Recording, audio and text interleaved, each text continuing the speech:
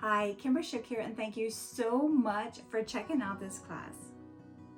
In this class, you're going to learn how to create mock-ups in Procreate.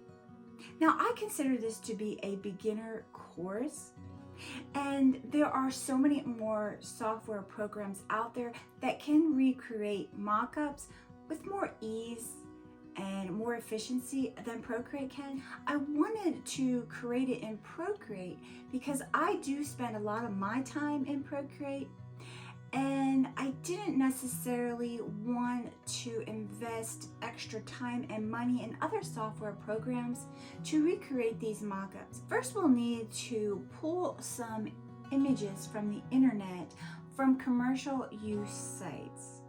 Or you can use photos that you take yourself. We'll discuss some highlights and shadows that's already present in the image itself. And as we add additional pieces and elements to that image, we will discuss how we need to make sure everything is in correlation. We'll discuss some backgrounds that we can use. We'll discuss how we can alter and edit the backgrounds on the image itself so we can either enlarge or hide something that we don't necessarily want to show. We'll also learn to edit some photos and layer them to give it more of a realistic photo shoot look. We'll create a photo frame from scratch so we can incorporate it into our images to showcase our artwork.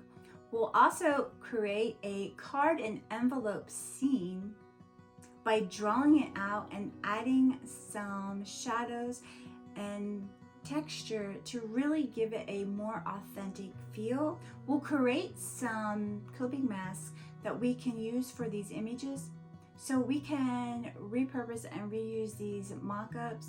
We'll also illustrate a mug, a tote bag, as well as a set of curtains. I'll be using my iPad, the Procreate app, and an Apple Pencil. So if you're ready, let's get started.